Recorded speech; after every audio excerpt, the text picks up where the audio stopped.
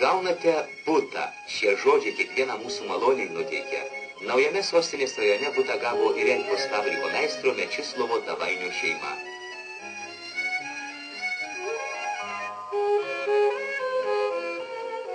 Kaip paprastai, naujakuris sutinka namų valdytojas. Ir taip jūs tapote buto savininkais.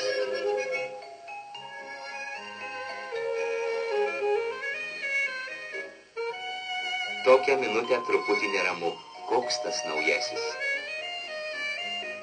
Kaip čia nesidžiaugsi? Vieno kambario butas jau apstatytas naujais moderniškais baldais. Vilniaus eksperimentinio konstravimo biuro darbuotojai, drauge su baldų kombinatu, naujus butus pirmieji šalyje atiduoda su visais baldais. Mūsų troškimas daugiau tokių butų.